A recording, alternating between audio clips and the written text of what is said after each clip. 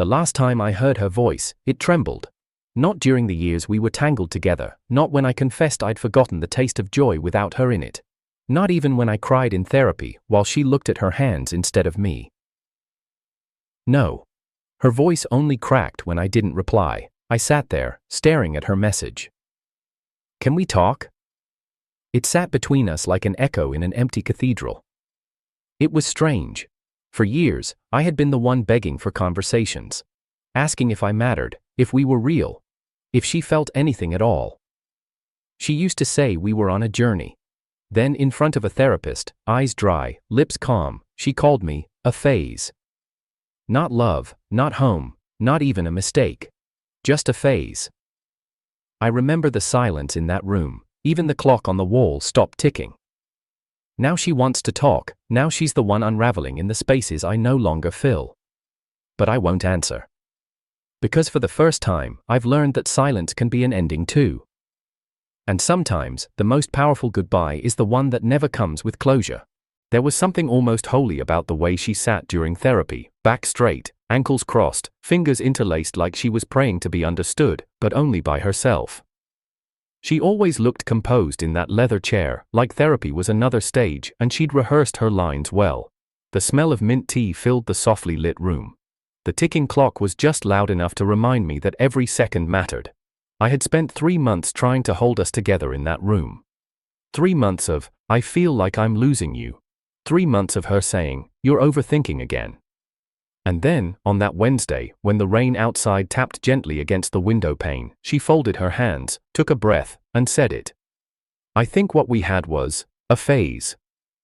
She didn't look at me when she said it. She looked at the therapist, like I wasn't even in the room. Like I hadn't stayed awake for her every night she couldn't sleep. Like I hadn't kissed her wrists when she was too quiet to speak. Like I hadn't become a mirror just to reflect the parts of her she couldn't love on her own. The therapist froze mid-scribble. Her pen hovered over the paper, like even she didn't know where to place that sentence. A phase. My ears rang, not with sound, but with emptiness, like the silence that follows after someone flatlines. My eyes didn't water, my voice didn't rise, I didn't beg or break, not because I didn't want to, but because something inside me had already started dying before she said it. She spoke in the same tone she used when ordering coffee, like I was just a preference she'd outgrown. Hazelnut last season, caramel today, maybe someone else tomorrow. I looked at her, really looked. Her face was calm, too calm, the kind of calm that only comes after detachment has become permanent. Her lips were painted a soft rose, the same shade I once told her made. Maybe she had been preparing for this moment for weeks, while I was still memorizing her laugh. I finally spoke, not to plead, not to fight, just 2 words. A phase? She blinked, then nodded. Yeah, I mean, it felt intense, but looking back, I think we both got caught up in something that wasn't meant to last. She said it like it was wisdom, like ending us was growth, like detaching from me meant she was finally healing. But healing doesn't sound like absence. And her voice didn't sound healed, it sounded rehearsed. I sat back in my chair. Let the silence settle. There's a difference between being broken and being numb, and in that moment, I wasn't shattered, I was erased, and you can't fix what someone pretends never existed. The therapist finally wrote something down. I wondered if she wrote, Patient A, grief delayed, Patient B, decision made. We walked out of the office side by side, but it felt like 2 strangers exiting the same train station, headed to opposite lives. She looked at her phone as we reached the steps, a small smile flickered on her lips. Text from someone, not me. I didn't ask, I just watched her walk into the rain without an umbrella. It suited her, she always liked dramatics. I waited until she turned the corner, then I let the tears fall. Not because I missed her, but because I finally understood. She never saw me as a home, just a hallway to walk through until she reached whatever she thought she deserved next, and the worst part, I still loved her, but I also knew I wouldn't follow. Not this time. That night, the air in the apartment felt wrong. Too still, too heavy, like the walls themselves were holding their breath, waiting for her to walk back in and undo the damage with a single look. But she didn't come back. The dinner I had cooked hours earlier sat untouched on the table. 2 plates, 2 sets of silverware, 2 wine glasses, but only 1 chair pulled out. I had made her favorite, lemon chicken with garlic thyme potatoes. The recipe she once said made her feel like we were building a life, not just living one. Now the smell clung to the air like an insult. Warmth meant for 2, slowly going cold with no one left to taste it. I stood in the doorway of the kitchen for a long time, just staring, as if staring hard enough would summon her shadow into the seat across from mine, but the only thing I saw was steam rising from forgotten food and the ache in my chest sinking deeper with every passing second. Eventually, I walked into the bedroom. Her side of the bed was still perfectly made, tucked corners, straight pillows, no indent, no warmth, no trace. She hadn't slept beside me in weeks, not since the therapy sessions began to sound like pre-written goodbyes. I sat on the edge of the mattress, barely breathing. Even my own weight felt like too much for that space. The ceiling above was cracked slightly at the corner, a thin line, like the beginning of a scar. I started counting them. 1, 2, 3. Each line felt like a fracture inside me, but no matter how many I counted, none of them whispered the reason I wasn't enough. No ceiling could answer that. I whispered her name. Once, then again, softer, like maybe the volume was the problem, like if I said it gently enough, she'd hear it wherever she was and come back. Emery. It echoed in the room, but not the way her voice used to. Her name used to fill spaces, now it only echoed beyond. Emptiness. I lay down. On my side, facing her pillow, I reached across, hand brushing the cold linen. She always smelled like peonies and the almond lotion she refused to let run out. Now her scent was faint, like the ghost of her still lingered, but didn't want to stay. I closed my eyes, tried to remember the sound of her laugh, tried to remember the way she said my name when she was sleepy, when her voice was still vulnerable and real, but all I heard was the click of the door that morning, that quiet, decisive sound of a chapter closing without warning. It replayed in my head like a metronome. Click, click, click, each one stealing another piece of me. At 2:06 a.m., I got out of bed, went to the hallway, opened the closet. There, on the top shelf, was the sweater she used to steal from me, the gray one, oversized, with frayed cuffs she used to wrap her fingers in when she was anxious. I had washed it last week, folded it, put it away carefully, but that night, I pulled it down and pressed it to my face, breathed in deep, like maybe there was still something of her left, even if it was just a lie told by cotton and memory. I sat on the floor in the dark hallway, just me, her sweater, and the silence that had followed her out the door. Time passed differently that night, not in hours, but in realizations. Small, sharp, unbearable ones. She didn't say goodbye, because to her, there was nothing to mourn, no loss, just a phase ending, like trimming dead flowers. I looked at the photo on the hallway shelf, us in Kyoto, years ago. Cherry blossoms behind us, her smile pressed against my temple, my hand tight around her waist. We looked infinite, but maybe even infinity was a phase in her vocabulary. I should have smashed that frame, threw it, broken it, but I didn't. I just turned it face down, because even then, I wasn't ready to erase her, even when she had erased me with a single sentence. By 4 a.m., I was sitting at the dining table again. The food long since gone cold, the wine still full. I poured myself a glass, took one sip. It burned more than it comforted. Outside, the sky was shifting, navy bleeding into gray. Dawn was coming. Another day without her. Another morning pretending I was healing. But healing doesn't happen when the wound still sleeps in your bed. I stared at the chair across from me, the one she used to curl up in, legs tucked, mug in hand, stories on her lips. And for a moment, just a moment, I imagined her sitting there again, looking up, telling me softly, "I didn't mean it, you're not a phase, you're my forever." But the chair stayed empty, the silence stayed loyal, and my hands, gripping the edge of the table, began to shake. Because that was the night I finally understood, you can scream into silence all you want, but silence never screams back. It only listens, and keep your secrets. Weeks passed. Not in a blur, but in slow, aching inches. Each day arrived like a stranger, asking for a version of me I no longer knew how to be. The apartment grew quieter, colder, not just because winter had arrived early, but because every corner still remembered her, and I was too tired to unteach it. The dinner table stayed set for one now, the other chair pushed far into the corner, like a memory I wasn't ready to discard, but couldn't bear to look at. Her scent had faded from the sheets, the lavender shampoo, the hint of peony, gone, like she had been scrubbed out by time, or worse, by choice. I didn't block her, didn't delete our photos, didn't scream or beg or chase, I just stopped reaching out. Because some wounds grow louder when you pick at them. And I had already bled too long for someone who called my love a phase. Then, one Tuesday, midway between sunset and the first stars, my phone lit up. Just her name. No profile picture, no heart next to it anymore. Hey, can we talk? I've been thinking a lot. 2 messages, no punctuation, no apology. But it was her. The girl who used to text in paragraphs, who used to send me playlists titled Us, now reduced to 2 short lines. And even that was enough to make my throat tighten. I stared at the screen, my thumb hovered, shook, lowered. I didn't open it. I couldn't. Not yet.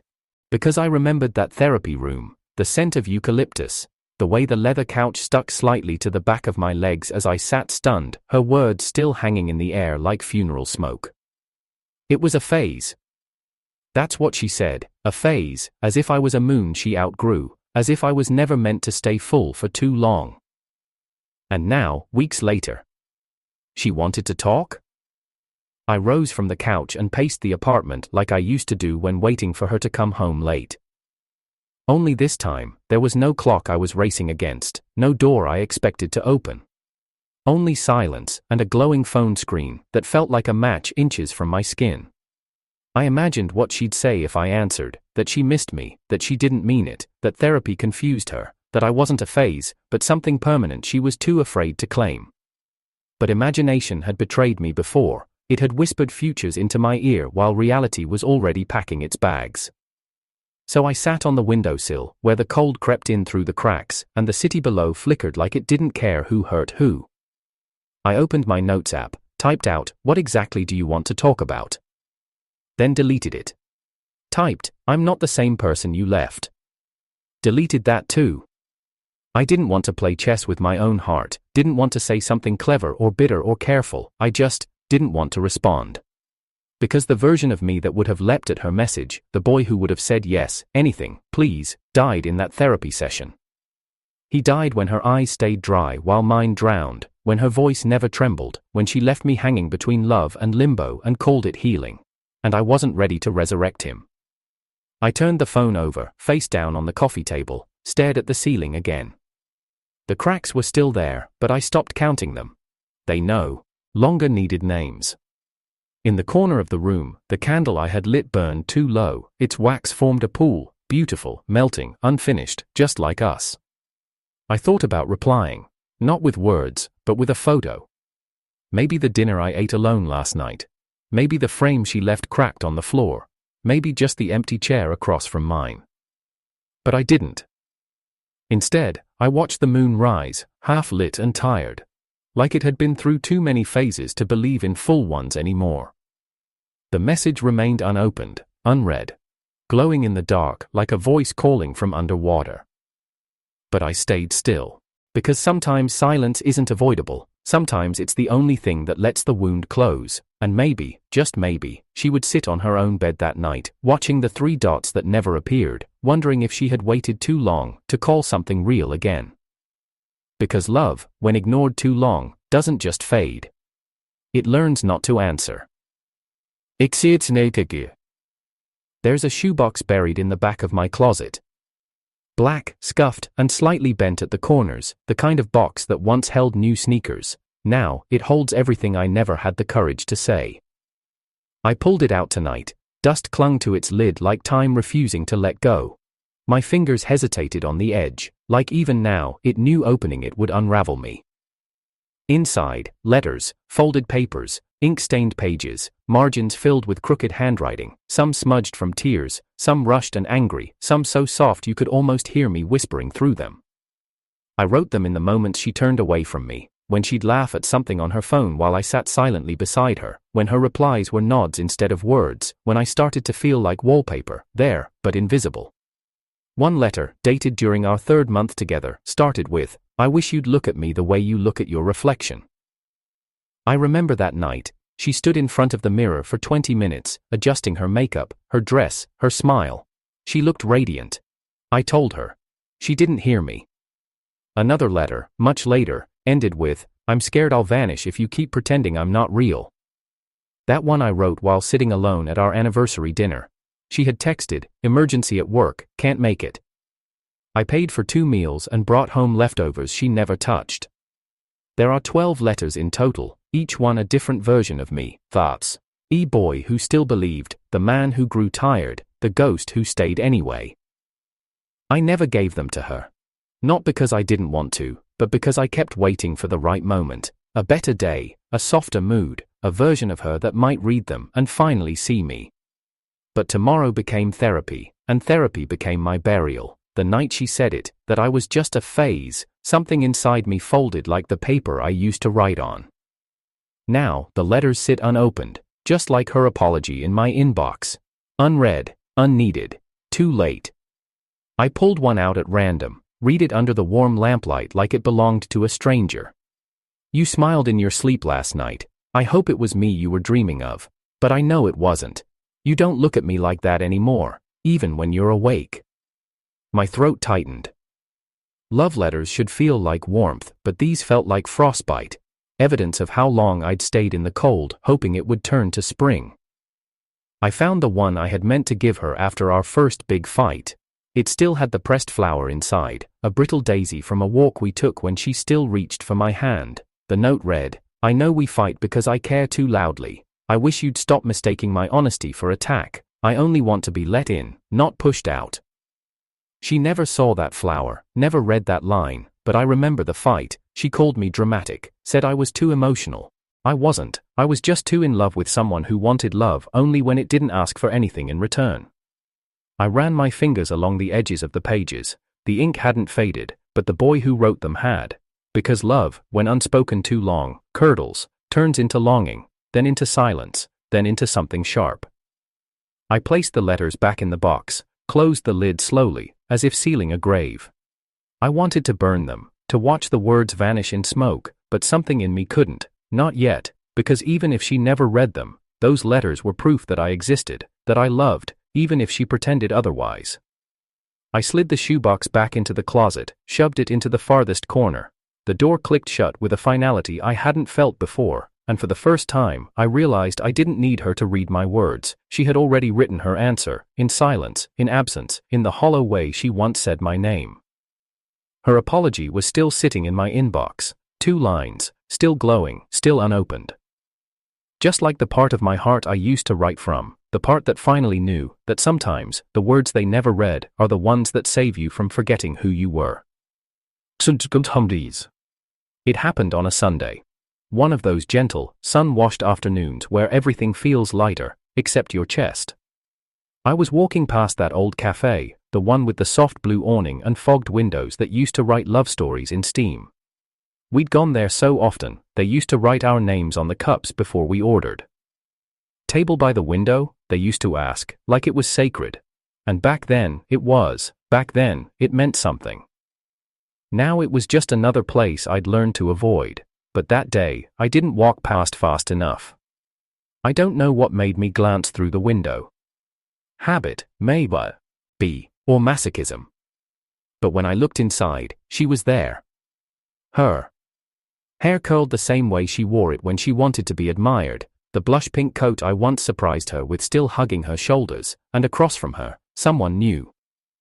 He had the kind of smile that made people feel seen, relaxed shoulders, confident laugh. His hand reached out mid-conversation and touched hers briefly. She didn't pull away, she leaned in. She laughed at something he said, loud, bright, almost convincing, but not to me, because her eyes flickered, that tiny split-second shift.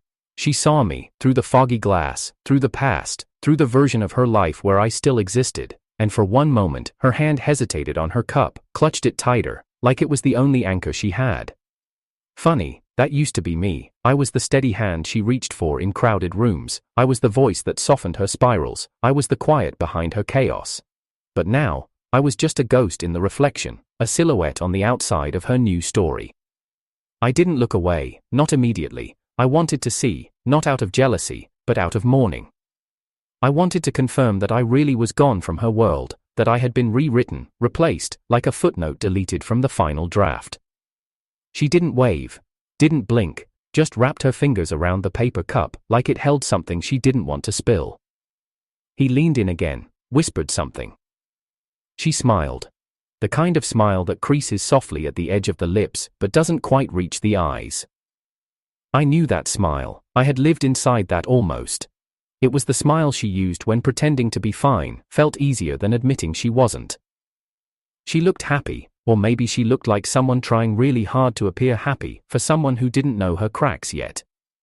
He smiled at her, the same way I said to before the silence between us grew teeth, and just like that, it hit me. He wasn't me, but he was standing in the spot I used to fill, and maybe, right now, he still believed she was whole. Maybe he hadn't found the notes in her tone yet, the way she avoids eye contact when her heart isn't in the room. Maybe he thought her laughter was real, that her hands didn't tremble slightly when she was hiding something. Maybe he thought he was building a forever with her. I did too, once. But the difference is, he doesn't know she calls love a phase when it gets too close. He doesn't know that the woman holding his hand once told me I was too much while asking me to love her harder. He doesn't know she runs, beautifully, silently, leaving only the scent of her shampoo and the echo of promises she never meant to keep. A bus drove by, breaking the moment. When I looked back, she was laughing again, but her shoulders were a little straighter, her grip on the cup is a little looser. She had let me go again. Twice in one lifetime. I turned away. Not because I couldn't bear it, but because I finally could. There was nothing left to reclaim. That seat across from her? It was filled, and I was done haunting spaces that no longer held room for me. As I walked away, the wind picked up slightly. Cold, but freeing. I didn't check my phone, didn't replay her messages, didn't scroll through our old photos. I just let her image dissolve into the city behind me. And maybe she watched me go. Maybe she didn't. But part of me hopes she did. Not because I want her back, but because I want her to know. This time, I'm not the one looking in through the glass. This time, I'm the one who walks away without waiting for the door to open again. It rained that morning.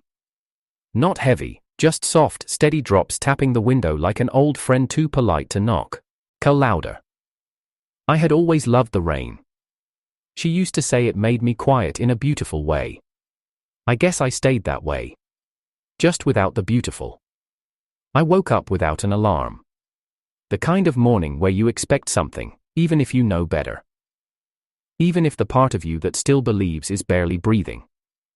It was my birthday, and the world was still turning, but everything inside me felt stuck. I reached for my phone. Habit, not hope. Nothing. No message, no missed call, no placeholder emoji just to say she remembered. She forgot. Or maybe she remembered and chose not to care.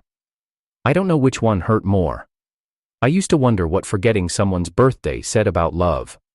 Now I know. It means you're not part of the future they're curating. You're archived, deleted from their timeline. A memory blurred at the edges, filed under, no longer relevant. I didn't have plans, didn't want any. I just sat in the chair she gave me 2 years ago. An old leather reading chair with cracked arms and faded stitching. She bought it on impulse, said it reminded her of me, sturdy, warm, always there. Now it sat by the window, worn out and quiet, like me. I sank into it and pulled the blanket over my legs. The same one she once draped over us both on cold nights, back when warmth was something we shared, and not something I had to manufacture alone. The city outside went about its day, buses, people, noise, but inside, everything was still.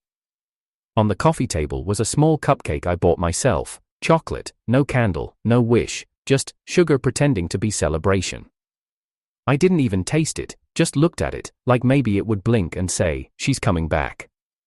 But it didn't, because this wasn't a fairy tale, and some absences scream louder than any gift ever could. I reached over and opened the drawer under the table, pulled out a card, blank, old, still in its plastic. I had bought it last year, meant to write her something simple, like thank you for choosing me, but I never used it, and now, it felt like a cruel joke. The pen in my hand hovered for a moment, then I wrote, "Happy birthday to the version of me that still believed in you." I didn't sign it, didn't need to. It wasn't for her. It was for the part of me that still waited in doorways, and checked his phone, and whispered her name into the silence. I set the card down next to the cupcake. Let it sit there, like a tombstone marking the grave of a boy who used to believe love meant permanence. The rain picked up a little, gentle at first, then harder, as if even the sky couldn't keep it in anymore. I didn't cry. That surprised me. Because every other birthday with her, even when we fought, there had been something. A note, a call, a kiss that felt like forgiveness. Now there was only space, and silence, and me. But for once, I didn't ache to fill it. I didn't try to write a message and delete it. Didn't scroll back to see if maybe she posted something cryptic that might have been about me. I just sat. And in that stillness, I realized something terrifying and liberating. I wasn't waiting anymore. I wasn't holding my breath. I wasn't hoping she'd appear with a coffee and a crooked smile saying, "Sorry I'm late." Because she was late, not just for my birthday, but for us, for everything we could have been, if she had just stayed, instead of studying how to outgrow me. I leaned back in the chair, closed my eyes, and for a brief second I saw us, laughing in this same room, her stealing bites of my cake, me pretending to be annoyed. But the image faded fast, like steam on glass, like a name whispered too softly to stay. I whispered one last thing into the quiet. "You didn't forget. You just didn't remember me the way I remembered you." And the silence answered, like it always does, with nothing. And everything. Ixka. It was the last photo I had of us. Taken on a warm September evening, when the world still felt like it had space for both of us in the same sentence. We were at the beach. The kind of beach that didn't ask to be romantic, it just was. Wind curling through her hair like it had fallen in love with her, salt clinging to my lips like the taste of something I didn't want to forget. She was looking at the ocean, eyes narrowed against the sun, but somehow still soft, like she was trying to listen to something deep beneath the waves. And I was looking at her. Not the horizon, not the sky. Just her. That was love, wasn't it? When your entire world fits into someone else's profile and you don't even notice the tide rising behind you. I kept that photo hidden deep in my phone, not in the favorites, not in an album named Us, just buried in the quiet corners of the gallery, where only I would think to search. I don't know what made me pull it up again that night. Maybe it was the way my apartment felt too still. Maybe it was the rain again. Maybe I was just tired of pretending I'd already let go. But there it was. Her silhouette framed by the setting sun, my arm around her waist, her hair tangled in the breeze, and my eyes locked on her like I hadn't noticed the entire ocean unfolding behind her back. I stared at it, for a long time, tried to remember how it felt to be that version of me, the one who believed we were infinite, the one who thought sunsets were symbols, not warnings. We had spent the day walking along the shore, collecting shells we'd never keep, laughing about nothing, pausing every few steps just to exist beside each other. She had joked about building a life near the water, said she wanted a porch with sea wind in her hair every morning. I told her I'd learn to cook seafood just for her. She smiled. Didn't say she loved me, but in the way she laughed that day, I thought I heard it anyway. I used to think that photo was proof, that we were real, that we meant something, but photos are cruel like that. They trap a moment, but not the silence that came after. Not the therapy session where she called me temporary, not the texts that stopped arriving, not the way she slowly stepped out of frame in real life while I was still clinging to the snapshot. I held my thumb over the screen. The delete icon blinked back at me. One tap, that's all it would take, but my hand shook, not because I still loved her, but because I once did, so completely, so foolishly, that part of me still wanted to believe the picture was enough, that we had been enough. But the longer I stared, the more I realized, that photo didn't show us, not really. It showed a boy who thought love meant holding on tighter, and a girl already staring at the horizon, searching for something beyond the arms wrapped around her. That day, I thought we were standing still, but she was already drifting, the waves were already pulling her away. I just hadn't noticed. I closed my eyes, tried to feel the sand between my toes, the salt in the air, her fingers tangled with mine. but all I could feel was the weight of the silence she left behind. I opened my eyes, looked at her one last time, her windswept hair, her soft smile, the outline of a future that never arrived, and then I deleted it. No hesitation, no ceremony, just gone. Not because I hated her, not even because I was angry. But because I finally understood, memories aren't proof that it was real. Sometimes they're just reminders of how badly you wanted it to be real. How much of yourself you poured into someone who was already learning how to live without you. My phone screen went dark, reflecting only on my own face now. Just me. No beach, no sunset, no silhouette beside me. And for once, that felt like closure. Not the kind with answers, but the kind that comes when you stop asking the question. I slid the phone onto the nightstand, turned off the lamp, and whispered into the dark. That's the last time you'll live in my pocket. Mitchell's. It came late. The kind of hour where emails usually mean bills or junk, but this one had a subject line I wasn't prepared for. Name withheld, has sent you a message. I clicked without thinking. Some muscle memory in my fingers still wired to her orbit. And there it was. Her therapist. Not her. Not some accidental text or a shaky voice note, just a carefully worded email from a woman who once sat 3 feet from me as my heart was publicly unwrapped and silently dismissed. The message was short, too short for what it stirred. Hi. I know this may be unexpected. I only reach out because she asked me to. She's been struggling. Regret can be heavy when it arrives late. She talks about you more than she admits. Thought you should know. No attachments, no signature beyond the default footer. Just those few sentences, like puzzle pieces offered long after the picture had been torn apart. I reread it. Twice.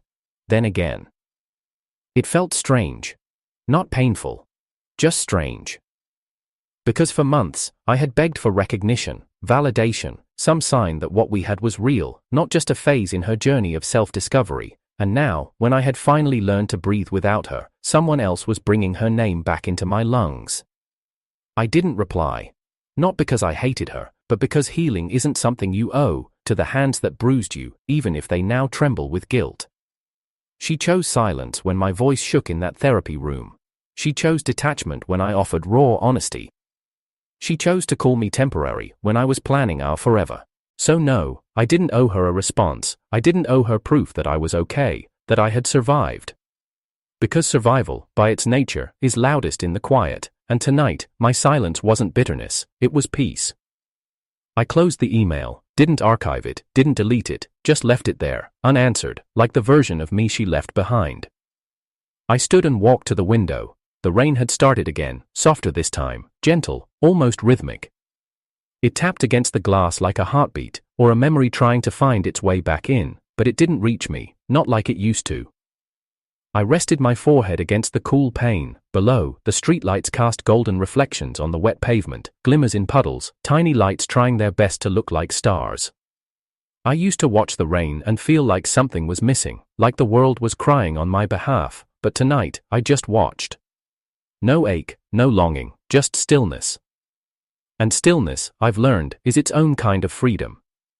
She's struggling, her therapist said. Regret weighing her down. I wonder if it hits her when she hears our old songs. If she avoids the bookstore on 9th because it smells like cinnamon and endings. If she sees someone wearing my cologne in a crowd and instinctively turns around, hoping it's me but not knowing what she'd even say if it was. I wonder if her regret is real or just another phase in the cycle she mistook for growth. But I don't chase answers anymore. Let her sit with her choices, let her carry the silence she once handed me so easily. I pressed my palm against the window. The glass was cold, but I wasn't. I thought about the boy I used to be, the one who would have replied within seconds. The one who would have said, "Is she okay? Should I call her?" He died the day she looked me in the eye and called our love a stepping stone. What's left now is quiet. Stronger, wiser, and free. Outside, the rain continued. It didn't try to be symbolic this time. It didn't need to.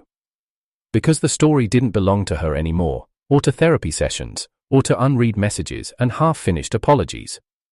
It belonged to me, and this time, there was no echo, no ache, just rain. And a version of me who no longer needed her to call it love for it to have been real. It came at 3:14 a.m. The kind of hour where the world feels too quiet, like even time is holding its breath. My phone buzzed once, just once, no message preview, just the icon, a voice note, sent by her. I stared at the screen for a moment, not from shock, but from the strange stillness that wrapped around my chest.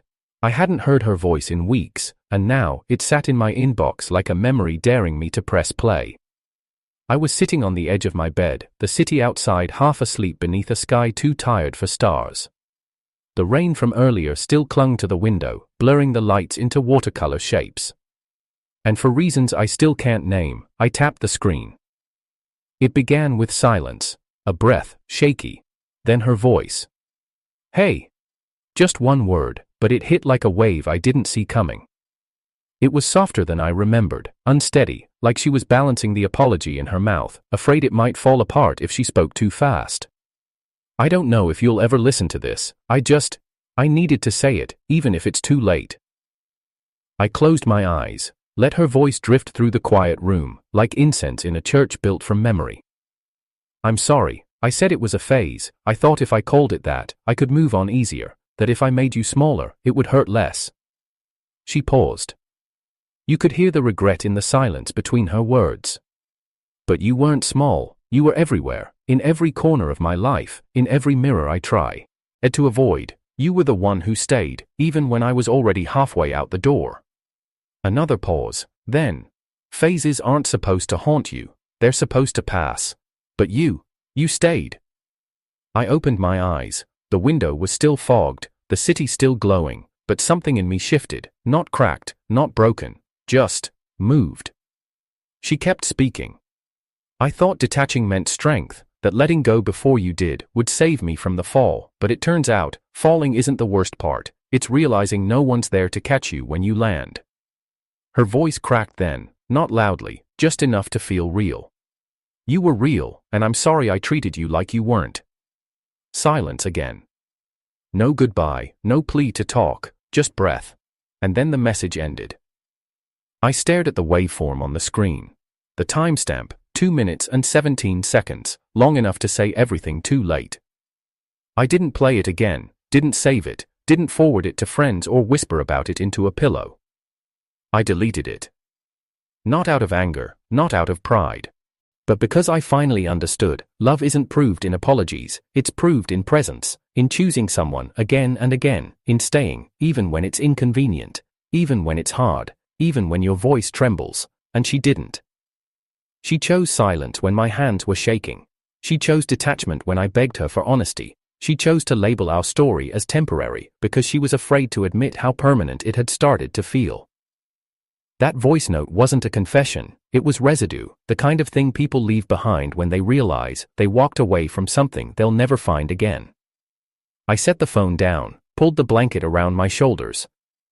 Outside, the rain had returned, a little heavier now, but I didn't feel cold. For once, her voice didn't undo me, it didn't pull me backward. It reminded me why I stopped answering. Because I deserved more than late-night regret and shaky confessions. I deserved to be chosen when it mattered, not just remembered when the silence got too loud. She sent her voice at 3:14 a.m. But mine, the one that had whispered her name for months, had gone quiet long before. And silence, when it's earned, isn't emptiness, it's freedom. I never replied. Not to the late-night voice note, not to the therapist's email, not to the fragments of her that kept slipping through the cracks of the life she tried to rebuild without me. And in that choice, that stillness, something strange bloomed. Peace, not the kind that arrives with answers. Not the kind that feels like victory, but the kind that comes when you no longer need one. The kind that settles like dust on untouched shelves, quiet, unassuming, final. She started posting again. Not directly to me, but in the way people do when they want to be seen by someone who's no longer watching. Quotes. Cryptic capped. Ions. Half poems about timing and growth. She wrote things like, healing isn't linear. Some connections are too deep to explain. The right person at the wrong time still leaves fingerprints on your soul. Each post curated like a page from a story where she was the one rediscovering herself. The heroine, the survivor. But I knew better. I knew when a post was meant for me, when a caption was a breadcrumb disguised as empowerment. When the silence on my end was the loudest voice in her notifications. I never liked, never viewed her story, never gave her the echo she was hoping for. Because love, true love, isn't about being seen after the storm. It's about who holds your hand when the first crack of thunder splits the sky. And she let go long before the clouds ever opened. She wanted closure. She wanted some cinematic scene where we'd meet again, trade apologies like flowers, laugh about who we used to be, and hug like time had been kind. But real life doesn't work like that. Sometimes, closure isn't something you share.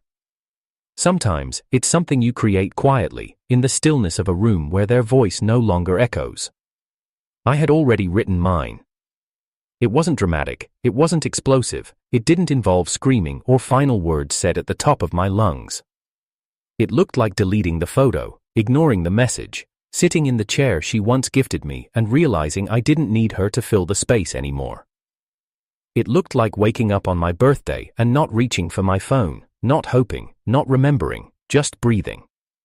I saw her once more, not in person, but in a mutuals tagged photo.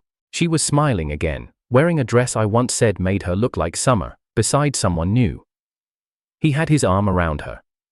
I didn't flinch, didn't zoom in, didn't wonder if he knew how she looked when she was hurt, or how she disappeared when things got too real. I just scrolled past, let the image dissolve like fog in morning light, because my love, the version of it that wrote her letters in the dark, that memorized the shape of her silences, was never meant to be background noise in someone else's healing arc. I wasn't a stepping stone, I wasn't a lesson, I wasn't a phase. I was a person, with a heart, and history, and hands that stayed even when hers started to tremble. She didn't want to keep me, she wanted to write me out of the script, then come back later for the epilogue. But I had already closed the book. Not replying wasn't revenge, it wasn't bitterness, it was clarity, it was dignity. It was the soft, unshakable truth that you don't beg someone to remember what they so easily forgot. Sometimes, the kindest thing you can do for someone is let them wonder. Let them sit with the space where your voice used to live, let them scroll back and realize they were the ones who stopped choosing. Let them write all the captions they want, because the silence, it already answered everything, and it said, I was here, I loved you, I stayed. But now, I'm gone, and I won't come back, just because your ghost started whispering again. So when her next post went up, a photo of a candlelit room, and the caption, some people never leave you, even after they're gone. I didn't feel a thing. Because I had already left. Not just her life, but the version of mine that needed to be remembered by someone who never tried to hold on in the first place.